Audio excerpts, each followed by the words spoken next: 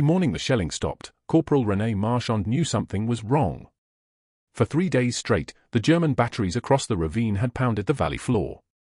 The French 14th Infantry had been forced to dig deeper, sleep sitting upright, and eat whatever food didn't shake off their mess tins. But now, silence. A silence thick enough to feel. René climbed the narrow ladder of the observation post, a skeletal tower made from scavenged lumber and corrugated metal. The structure swayed gently with the wind, creaking like an old ship. From the top platform he could see almost everything for miles: the burned woods, the twisted rail lines, the distant ridge where the enemy guns were usually flashed with orange fire. Nothing.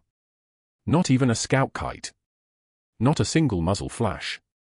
Too quiet, Sergeant Didier muttered between his teeth as he joined him atop the tower.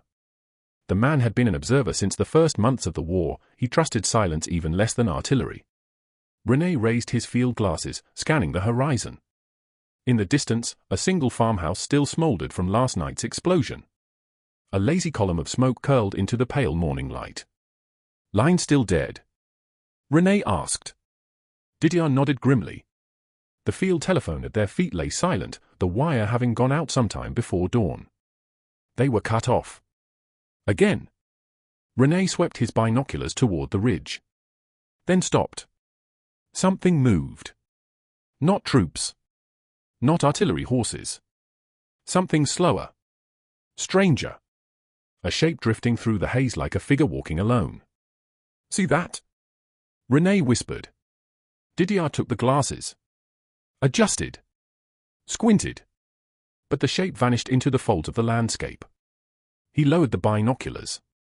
It's nothing, he said. But René saw the way the sergeant's fingers tightened around the brass frame of the glasses. Below them, the valley remained dead still. Too still. And far behind the lines, a runner sprinted toward the tower, waving a folded sheet of paper above his head. The first message they'd received in 9 hours. The runner reached the base of the tower gasping, mud splattered up to his chest, helmet dented as if shrapnel had skimmed it. Message, urgent, straight from battalion, he panted, thrusting the folded slip upward. Didier descended halfway down the ladder, took the paper, and climbed back up. His boots thudded against the wood, each step echoing through the hollow frame. René felt his stomach tighten. No messages for 9 hours, wires dead, enemy silent, and now this? Read it, René urged, unable to mask the tension twisting his voice. Didier opened the paper. His brow furrowed. Then furrowed deeper. Then, slowly, his face drained of all color. What is it? René asked. The sergeant swallowed hard. It says we're to prepare coordinates for counter-battery fire. The Germans are mobilizing their 77s overlooking the valley. René blinked. But, we've been watching that ridge all morning. There's nothing there. Didier turned the message around. Look at the timestamp. René squinted at the tiny, stamped line at the bottom. 3:17. Written well before dawn. Well before the wire went dead. And 2 hours before the Germans stopped firing. That's impossible, René whispered. Didier folded the paper slowly. Orders say we're to send corrections only. Command claims initial coordinates were already given. René felt cold creep up his spine. We didn't send anything. The two men exchanged a long, silent look. Not a single French observer on Hill 72 had transmitted since the lines went dead. Yet headquarters believed they had. The valley stirs. René lifted his binoculars again. The ridge was still empty, no guns, no crews, no flashes, no movement. But as he swept lower, across the valley floor, he caught sight of something else. A thin, faint vibration along the grass. A ripple, almost like heat shimmer. Except the morning was cold. What do you see? Didier asked. René didn't answer yet.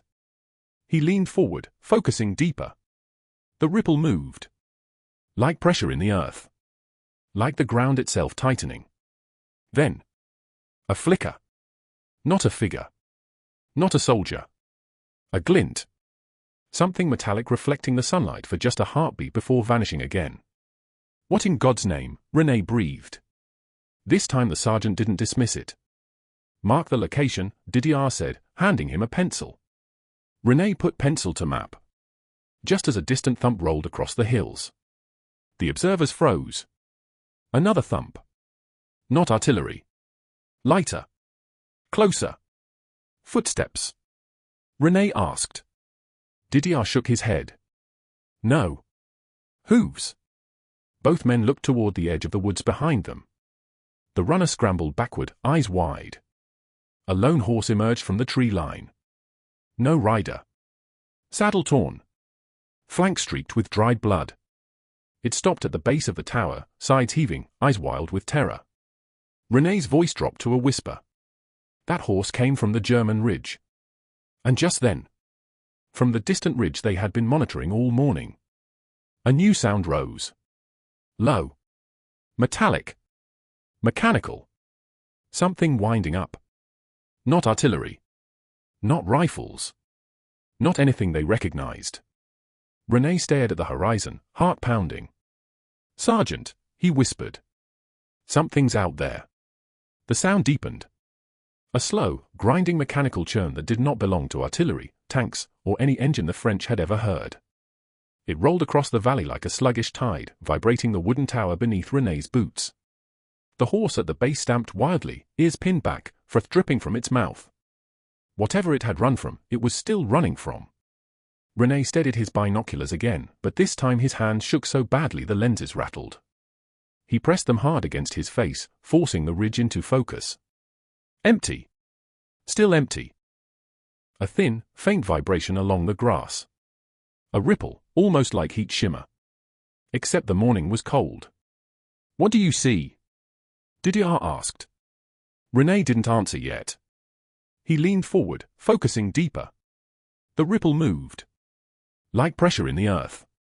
Like the ground itself tightening. Then, a flicker. Not a figure. Not a soldier. A glint. Something metallic reflecting the sunlight for just a heartbeat before vanishing again. What in God's name? René breathed. This time the sergeant didn't dismiss it. Mark the location, Didier said, handing him a pencil. René put pencil to map. Just as a distant thump rolled across the hills. The observers froze. Another thump. Not artillery. Lighter. Closer. Footsteps. René asked. Didier shook his head. No. Hooves. Both men looked toward the edge of the woods behind them. The runner scrambled backward, eyes wide. A lone horse emerged from the tree line. No rider. Saddle torn. Flank streaked with dried blood. It stopped at the base of the tower, sides heaving, eyes wild with terror. René's voice dropped to a whisper. That horse came from the German ridge. And just then, from the distant ridge they had been monitoring all morning, a new sound rose. Low. Metallic. Mechanical. Something winding up. Not artillery. Not rifles. Not anything they recognized. René stared at the horizon, heart pounding. Sergeant, he whispered. Something's out there. The sound deepened. A slow, grinding mechanical churn that did not belong to artillery, tanks, or any engine the French had ever heard. It rolled across the valley like a sluggish tide, vibrating the wooden tower beneath René's boots. The horse at the base stamped wildly, ears pinned back, froth dripping from its mouth. Whatever it had run from, it was still running from. René steadied his binoculars again, but this time his hands shook so badly the lenses rattled. He pressed them hard against his face, forcing the ridge into focus. Empty. Still empty. Nothing but dead trees, burned grass, and collapsed earthworks from weeks-old fighting. But the sound was coming from there. No question. It's under the ground, René whispered. Didier shot him a sharp look. Don't start imagining things. I'm not imagining anything. You hear it too. The sergeant didn't answer. He didn't have to. The vibration pulsed through the soil. Steady. Measured. Like something large shifting beneath a sheet of steel. René swept the valley again, and stopped. The ripple in the grass was stronger now. Moving outward. Widening into a subtle circular pattern. As though something massive were pressing upward from underneath. Then, a thin jet of dirt puffed up from the ridge. Just a foot tall. Then another 10 meters away. Then another. Tiny eruptions forming a line. A clean, perfect line straight across the hillside. René's breath trapped in his throat. "Sergeant!" His voice cracked. "That's not natural." Before Didier could reply, a thunderous knock echoed against the tower's ladder. Both men jerked around. It was the horse. It slammed its head against the ladder again. A desperate, frantic attempt at drawing their attention. Its nostrils flared. Its eyes rolled white.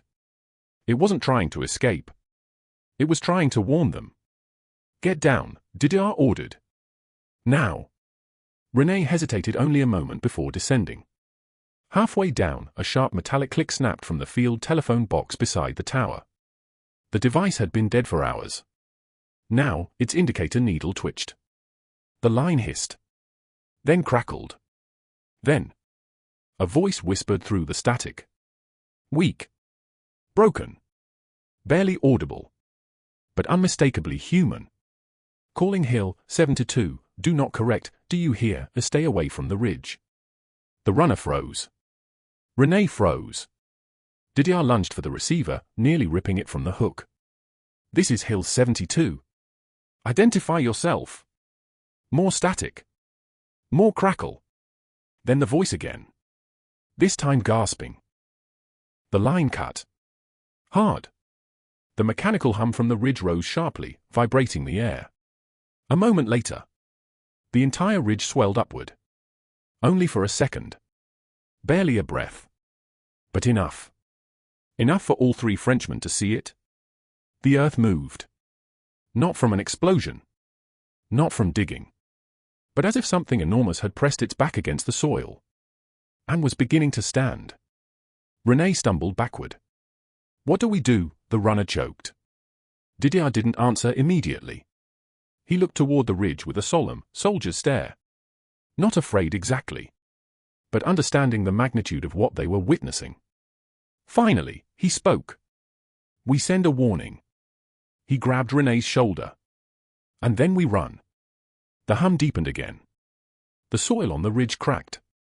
A long, thin fissure tore straight across the hillside, dirt crumbling like sand sliding off a rising lid. René didn't need to say what they were all thinking. He just whispered, "It's opening." The night had settled into a suffocating stillness by the time Lieutenant Caro and the last remnants of his signal team reached the shattered ridge line. The sky above Hill 49 was a bruised purple, heavy with smoke and the smell of burnt cordite. No more flares. No more gunfire. Just the eerie quiet of a battlefield holding its breath. Caro stood at the crest, hands trembling at his sides. This was where the relay station had once stood, where they had waited for the return signal that never came. Now it was only ruin. Burnt planks. A twisted field antenna. And the thin, ghostly wires, snapped and half buried in the mud. Behind him, Corporal Winton said softly, "Sir? We should head back. If the lines are gone, there's nothing left to hold." Caro didn't reply. He knelt beside the remains of the telegraph table. Beneath a charred slab of wood, something metallic glinted. He brushed away the ash. A brass key set. Its lever frozen mid-tap. As if someone had died in the middle of sending a last, desperate message. Caro's throat tightened. They didn't even have time. He lifted the battered device, thumb tracing the worn edges. The men around him fell silent, watching their officer hold the last voice of the wireless crew who had vanished here. Then Winton pointed. "Sir. Over here." Caro walked to the edge of a collapsed dugout. Sticking out of the earth was a hand-cranked generator, and beside it, a weather-beaten notebook. Caro pulled it free. Inside were words, smeared but legible. Signal detected. Unknown origin. Strength increasing. Coordinates match no Allied or German station. Holding position. Awaiting confirmation. Another line beneath it, written in a different hand, shaky, hurried. "If anyone finds this, do not answer. Do not respond. It is not friendly." Caro exhaled shakily.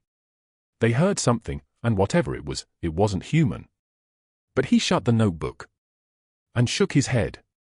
No. No myths. No ghosts. They were alone, cut off, overwhelmed.